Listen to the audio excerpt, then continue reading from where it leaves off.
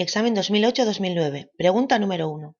Para dividir el corazón en una porción anterior y una posterior, usted utilizará un plano o corte anatómico sagital, frontal, transversal, oblicuo, horizontal. Para dar respuesta a la pregunta pasamos a la siguiente diapositiva. Como podemos observar en la imagen de la izquierda, el plano sagital es perpendicular al suelo, forma un ángulo recto con los planos frontales y divide el cuerpo en una porción derecha y otra izquierda.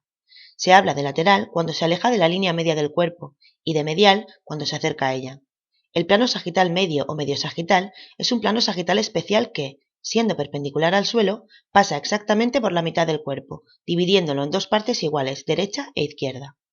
Por otro lado, los planos parasagitales son todos aquellos diferentes al plano sagital medio. El plano horizontal que presenta la imagen del centro es aquel plano que divide el cuerpo en una porción cefálica o superior e inferior o caudal, formando un ángulo recto con el plano frontal y el plano sagital. Por ello, el plano horizontal medio se encuentra por encima de la pelvis, siendo perpendicular a la columna vertebral. El plano horizontal nos permite definir las zonas corporales en distal, más lejana al origen, y proximal, más cercana al origen. El plano transversal o axial es aquel plano perpendicular al eje longitudinal de la estructura. Por ello, los cortes transversales no son necesariamente horizontales.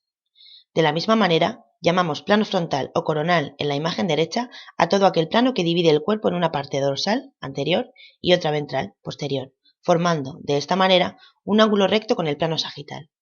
El plano coronal medio divide el cuerpo en dos mitades mediante una línea imaginaria que pasa justo entre ambos hombros. Por lo tanto, la respuesta correcta es la número 2, frontal. Examen 2008-2009. Pregunta 103. ¿No es una respuesta fisiológica de la ansiedad, la descarga de glucosa en sangre, el deseo imperioso de miccionar, la aceleración de las pulsaciones, la modificación eventual de la cantidad de menstruación y la disminución de la capacidad de concentración? La respuesta correcta es la 5, debido a que la disminución o el aumento de la capacidad de concentración es un síntoma cognitivo o intelectual de la ansiedad, no fisiológico. Por otro lado, la ansiedad también puede tener manifestaciones conductuales, de las que no se habla en la pregunta. Hay que tener en cuenta que la ansiedad se define como aquella reacción emocional frente a un estímulo indefinido o amenaza sin identificar. Las respuestas fisiológicas ante la ansiedad vienen determinadas por el sistema nervioso simpático, y entre ellas podemos encontrar a nivel respiratorio, disnea, aumento de la frecuencia respiratoria, sensación de ahogo, respiración superficial, respiración agitada, respiración enlentecida. A nivel cardiovascular, hipertensión, taquicardia, palpitaciones, dolor precordial, arritmias. A nivel gastrointestinal, malestar digestivo, reflujo gastroesofágico, pirosis, pérdida del apetito, náuseas, vómitos, estreñimiento, flatulencia, etc. A nivel neuromuscular, aumento de los reflejos, hiperexcitabilidad, insomnio, temblores en las extremidades, rigidez muscular, debilidad general, inquietud motora. A nivel del aparato genitourinario, micciones frecuentes, deseo urgente de orinar, disminución del deseo sexual, alteraciones en la menstruación, etc. Y a nivel de la piel, prurito y sudor localizado, rubor, palidez, etc. Por tanto, en cuanto a los síntomas cognitivos o psicológicos con los que podemos encontrarnos, los más comunes son disminución de la capacidad de concentración, dificultad para despreocuparse o dejar la mente en blanco, pensamiento acelerado o enlentecido, alteraciones y problemas de memoria, indecisión, apatía, depresión, anedonia, humor cambiante, temor a que pase lo peor, irritabilidad, preocupación excesiva, generación de ideas o imágenes negativas. Examen 2009-2010. Pregunta número 1. La muerte celular ordenada y genéticamente programada se denomina necrosis, apoptosis, mitosis, meiosis, sinapsis. Hay dos tipos de muerte celular, la necrosis y la apoptosis. La necrosis es la muerte patológica de una célula o de un conjunto de ellas, provocada por un agente dañino que causa una lesión de carácter grave que resulta imposible de reparar. La apoptosis o muerte celular programada es el conjunto de reacciones químicas que se llevan a cabo en las células de un organismo pluricelular, cuya finalidad es la muerte de dichas células de manera programada. Por lo tanto, la respuesta correcta es la número 2, apoptosis. Examen 2009-2010. Pregunta número 3. Las neuronas sensitivas también se conocen con el nombre de eferentes, aferentes, motoneuronas, astrocitos, células de Ranvier. Las fibras nerviosas que llevan la información que integra el sistema nervioso central se denominan neuronas eferentes, motoras o motoneuronas. Las fibras nerviosas que se forman por las prolongaciones de las neuronas de los ganglios del sistema nervioso periférico se denominan neuronas aferentes o sensitivas. Por lo tanto, la respuesta correcta es la número 2, aferentes. Por otro lado, los astrocitos forman parte de las células de la neuroglía del sistema nervioso central y tienen forma de estrella, como su nombre indica. En cuanto a la respuesta número 5, conviene saber que las células de Ranvier como tal no existen. Sin embargo, los nódulos de Ranvier son aquellos espacios carentes de mielina que se encuentran entre las células de Schwann a lo largo de un axón mielinizado. Dichas células de Schwann también se encuentran formando parte de la neuroglía. También existen las células de Merkel-Ranvier, que son células melanocíticas de la capa basal de la epidermis. Examen 2009-2010. Pregunta número 4. ¿Cuál de las siguientes funciones no es llevada a cabo por el hipotálamo? Controlar las secreciones hipofisarias, regular las emociones, controlar la temperatura corporal, controlar el apetito, regular la postura y el equilibrio. El hipotálamo es el principal centro de regulación autónoma y endocrina.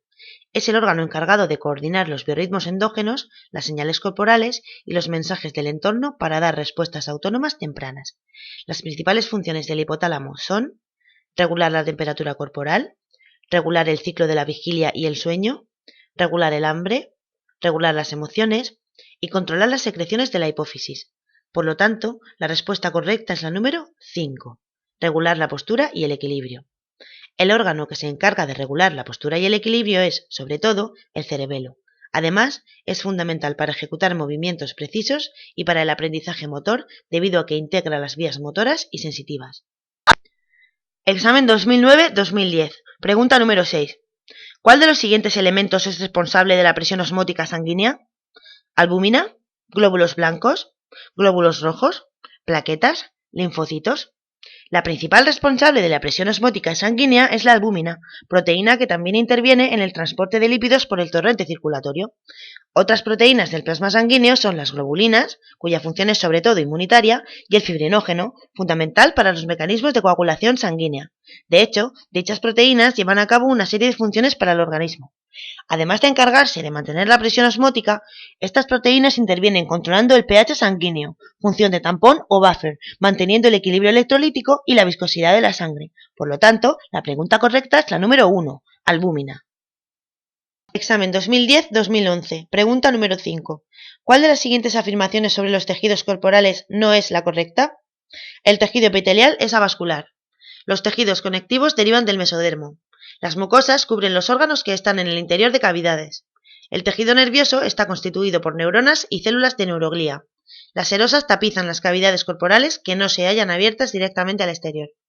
En primer lugar, para comprender la opción 2, conviene saber que los actuales tejidos corporales proceden de 3 capas germinativas que encontramos en la etapa embrionaria.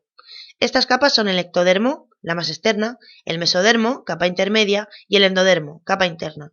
Fundamentalmente, existen 4 tipos diferentes de tejidos: el tejido epitelial, el conectivo, el muscular y el nervioso. Entre ellos, el tejido epitelial es el que recubre las superficies internas y externas del cuerpo humano. Está formado por células muy unidas entre sí y no posee vasos sanguíneos, a diferencia del resto de tejidos. Lleva a cabo una clara función de barrera selectiva, controlando el paso de sustancias a su través. Deriva del ectodermo. A diferencia de lo que se dice en la respuesta número 3, los órganos que se sitúan en el interior de las cavidades están recubiertos por las serosas, membranas formadas por tejido conjuntivo con una pequeña capa de células epiteliales. Por el contrario, las mucosas recubren las cavidades que se comunican con el exterior y están formadas por células epiteliales y una pequeña capa de tejido conjuntivo. Por tanto, la opción a marcar es la número 3. Las mucosas cubren los órganos que están en el interior de cavidades. El tejido conectivo actúa como sostén de órganos y tejidos corporales. El intercambio de sustancias entre los vasos sanguíneos y células se lleva a cabo a su través, deriva del mesodermo. El tejido muscular es, principalmente, el responsable de los movimientos del cuerpo.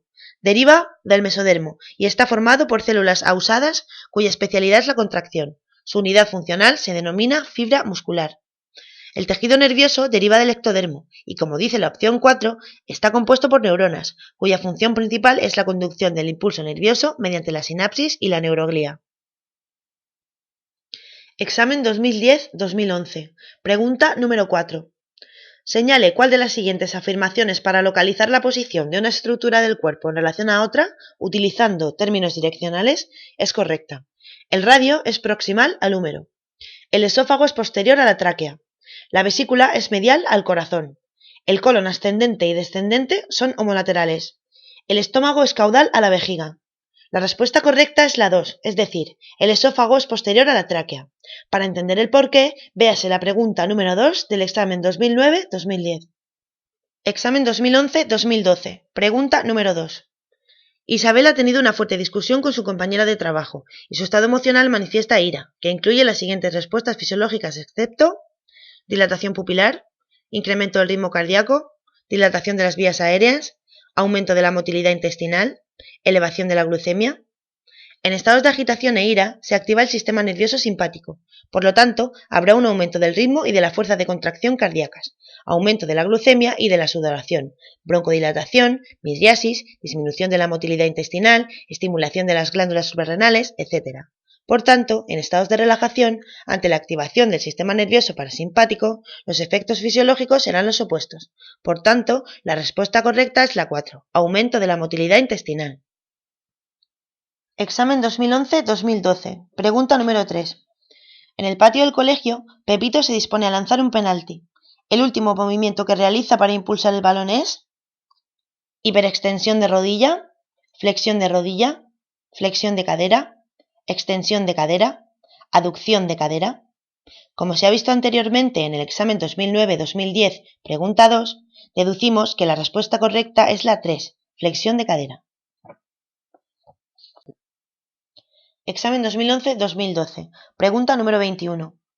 ¿Qué condición tiene que cumplir una molécula para ser considerada neurotransmisor? Debe estar presente la terminación sináptica. No puede estar sintetizada en la neurona presináptica. Debe existir un mecanismo de activación de ese neurotransmisor. La liberación debe ser independiente del calcio en el medio. Debe ser liberado independientemente de la actividad específica de esa neurona. Para comprender esta pregunta, hablemos de los neurotransmisores. Son aquellas sustancias químicas que transmiten información de una neurona a otra mediante la sinapsis. Los neurotransmisores se liberan de las vesículas sinápticas al llegar el impulso nervioso a las neuronas presinápticas, que previamente han sintetizado el neurotransmisor.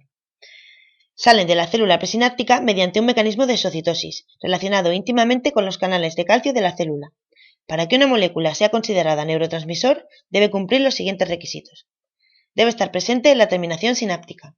Las enzimas necesarias para su síntesis se deben encontrar presentes en el área presináptica también. Debe poseer mecanismos en la sinapsis para finalizar su acción por recaptación o destrucción. Su aplicación directa en la terminal posináptica debe ocasionar una respuesta igual a la producida por estimulación de la neurona. En condiciones normales, la estimulación de una neurona debe hacer que la molécula sea liberada en cantidad suficiente para llevar a cabo su efecto fisiológico. Por lo tanto, la respuesta correcta es la número 1. Debe estar presente en la terminación sináptica. Examen 2011-2012. Pregunta número 62. La posición de Trendelenburg se usa para mejorar el gasto cardíaco en los pacientes en estado de shock, aunque los estudios de investigación no demuestran que sea favorable. En algunos casos incluso pueden poner en peligro la vida del paciente. Señale en qué tipo de choque está contraindicada. Distributivo, hipovolémico, cardiogénico, séptico, no hay contraindicación en ningún tipo de choque. Aunque históricamente la posición de Trendelenburg, plano inclinado con los pies a mayor altura que la cabeza, ha sido muy utilizada para combatir hipovolemias o hipotensiones de carácter urgente, se ha demostrado mediante diversos estudios que, tanto la posición de Trendelenburg como la posición anti-shock, tronco y cabeza en decúbito supino, pero con elevación de las piernas, no son efectivas en estos casos. De hecho, en el caso de un shock cardiogénico, están contraindicadas. Según algunos autores, la principal causa de la contraindicación de estas posiciones en este tipo de shock es debida a que hacen que disminuya la perfusión cerebral, debido a que la presión venosa intracraneal se hace superior a la arterial. También se dice que no mejoran el gasto cardíaco, pues el desplazamiento de las vísceras abdominales empuja el diafragma contra el corazón, ocasionando menores valores de volumen sistólico y, a su vez, comprometiendo la función ventilatoria. Por tanto, la respuesta correcta es la 3, cardiogénico. Examen 2012-2013. Pregunta número 1. Las células nerviosas que actúan de macrófagos en el tejido nervioso se denominan células de microglía, células de oligodendroglía, neuronas, ependimocitos, células de Schwann. El tejido nervioso está compuesto por neuronas, cuya función principal es la conducción del impulso nervioso mediante la sinapsis, y por la neuroglía. Esta última está formada por células que pueden aislar grupos neuronales y mantener unidas las neuronas, es decir, poseen una función de sostén y no son capaces de generar potenciales de acción ni de transmitir el impulso nervioso. Además de lo anteriormente mencionado, poseen otras funciones entre las que destaca la producción de la vaina de mielina que envuelve algunos axones. La neuroglía está formada por las células ependimarias o ependimocitos que recubren el epéndimo, que es el canal central que recorre los ventrículos cerebrales y la médula espinal. Las células de Schwann en el sistema nervioso periférico, se sitúan en los nervios periféricos. Las células satélite se sitúan en los ganglios nerviosos del sistema nervioso periférico. Las células de la neuroglía del sistema nervioso central. Los astrocitos, que son células en forma de estrella cuyas prolongaciones se comunican con algún vaso sanguíneo formando procesos perivasculares. Forman parte de las células de la neuroglía del sistema nervioso central. Las células de oligodendroglía, que son una de las células de la neuroglía del sistema nervioso central y cuya principal función es la de producir mielina. La microglía son células que pueden actuar como macrófagos en caso de que haya daño en algún tejido y también forman parte de las células de la neuroglía del sistema nervioso central. Por tanto, la respuesta correcta es la número 1, células de microglía. Examen 2012-2013, pregunta número 5. La red de espacios contenidos en el mediastino del testículo forma una estructura denominada la red de testis, el túbulo recto, los conductillos eferentes, los conductos deferentes, el epidídimo. Las gónadas masculinas se denominan testículos y son las responsables de la secreción de la mayoría de hormonas masculinas y de la producción de los espermatozoides. El interior de los testículos se encuentra dispuesto en lobulillos conectados entre sí. Cada lobulillo posee de 1 a 4 túbulos seminíferos. Albergan las espermatogonias, productoras de espermatozoides. Dichos túbulos terminan en el vértice del lobulillo, formando el tubo recto y, a su vez, estos túbulos convergen en la red de testis, que no es otra cosa que una serie de retículos desde donde salen los conductillos eferentes para desembocar en el epidídimo, que es la primera parte del conducto deferente. Por lo tanto, la respuesta correcta es la número 1, la red de testis. Examen 2012-2013. Pregunta número 6. La porción endocrina del páncreas consiste en grupos de células organizadas formando los islotes de Langerhans, acinos pancreáticos, acinos biliares, islotes de Pacini, islotes de Purkinje. Por un lado, el páncreas es una glándula retroperitoneal que posee tanto secreción endocrina como exocrina. Los grupos de células encargados de llevar a cabo la secreción endocrina del páncreas se llaman islotes de Langerhans. Por lo tanto, la respuesta correcta es la 1, islotes de Langerhans. Dichos islotes se componen de 3 grupos de células. Las células alfa son las encargadas de segregar insulina, hormona polipeptídica cuya función consiste en facilitar la absorción de glucosa por una gran parte de las células del organismo, dando como resultado una disminución de la glucemia. Esta hormona se liberará en función de los niveles de glucosa en sangre. Las células beta son las encargadas de la secreción de glucagón, hormona polipeptídica que posee una función metabólica opuesta a la de la insulina, es decir, su liberación, regulada por los niveles de glucosa en sangre, produce un aumento de la glucemia. Las células delta se encargan de la secreción de somatostatina, hormona polipeptídica que lleva a cabo diversas funciones tales como disminuir la motilidad intestinal e inhibir la secreción de insulina, glucagón y de la hormona del crecimiento a nivel del hipotálamo.